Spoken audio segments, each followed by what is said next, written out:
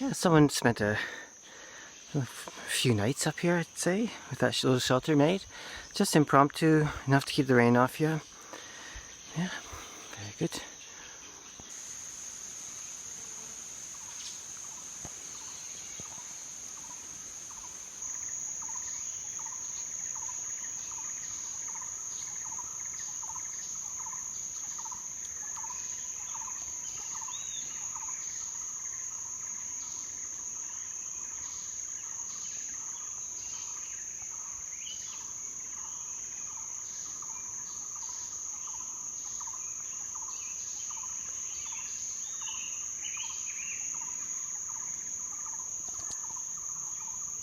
Hey there. Okay, look at the day.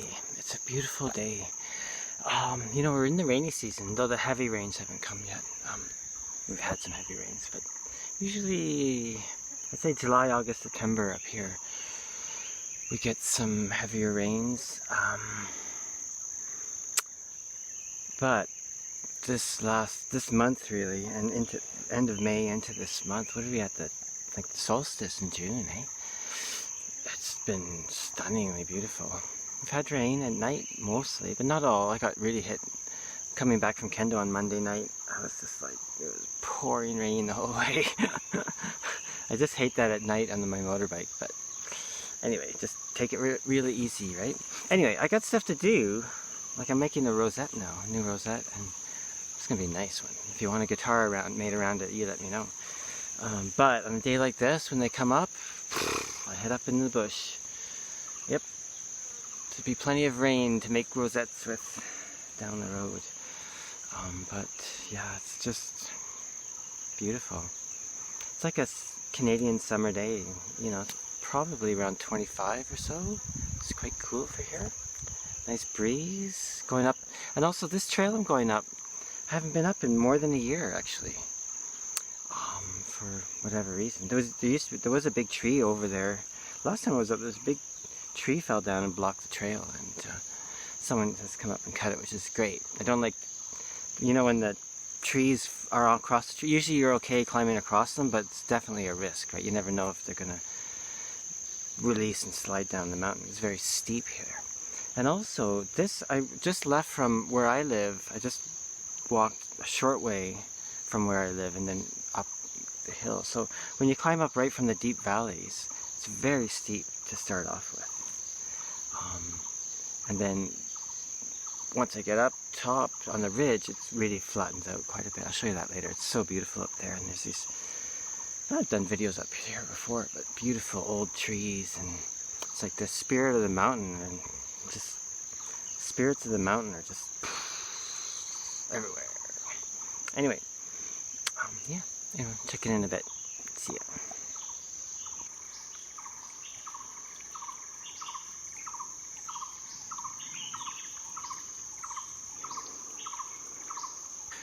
And suddenly the forest begins to open up and the sky becomes easily visible. And there's a little breeze.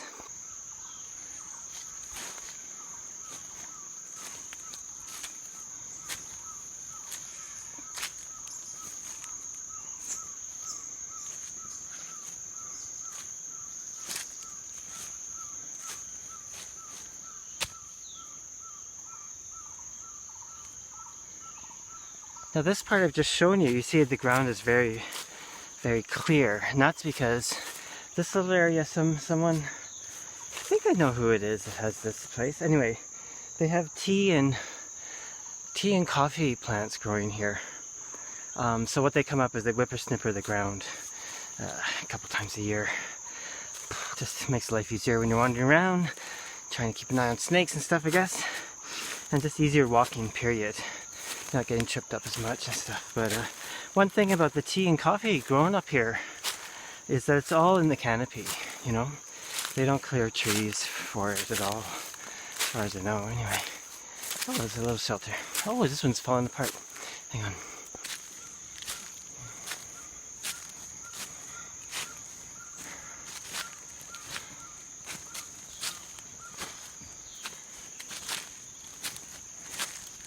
Oh, wow. Okay. Unless it's over here.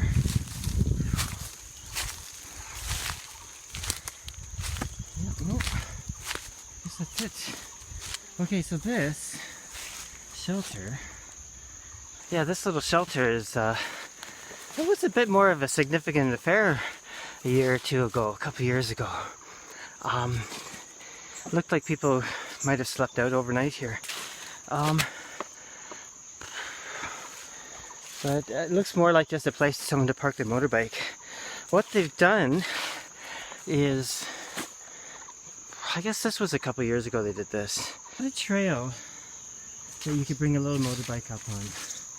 That's kind of it there. And near the end where I'll finish my hike, they cut a whole new trail that's definitely motorbike accessible, because prior to that there was no way you could bring a motorbike either up this side I'm coming or the other side where I'll probably go down.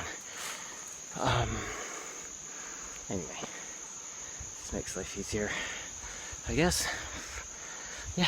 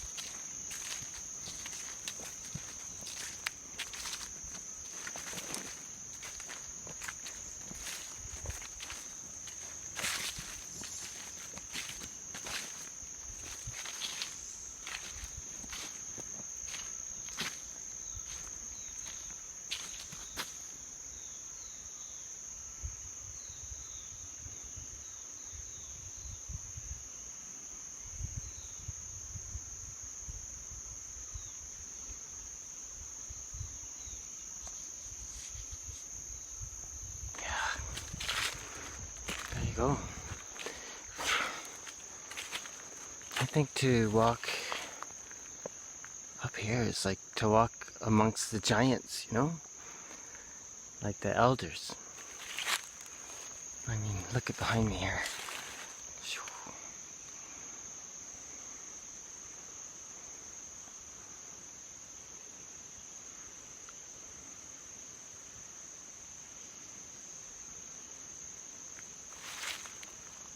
Yeah, well, I don't usually talk about this stuff, eh? Just keep a few people I can, but I'm just gonna say it, like, this is where the forest fairies live, or forest spirits, maybe it's better in English, but the Shi, the Shi are the spirits in Irish. Anyway, the Tai Shi, this is, yeah, I think so anyway. You know, in a mechanistic, materialist world, maybe it's nothing. And maybe it is nothing unless you do believe. I wonder about that. I wonder about that. Okay, let's have a sit. I remember when I was... I don't know, this is tricky, right? Like going back to Canada, I guess it was maybe my second time here. Anyway, I'd spent some time up hiking and being up in the forest here, and went back to Canada, and I just felt, wow. I'm just gonna say it. You can judge whatever. But I said, wow, there's no spirits here. I mean, there is, but it felt like there wasn't. And then maybe it's just a relative thing. I mean, because here, there's spirit houses. Almost every house has one. Businesses, people will speak on that and think on that. You know what I mean? So then the idea came to me that, do the spirits, whatever that means to you, can they exist without people believing in them? Do you see what I mean? Like, we're getting into some crazy Irish stuff, I know, but anyway, it did cross my mind. It's like, maybe they coexist or something, or I don't know. Something to ponder. Let me know in the comments.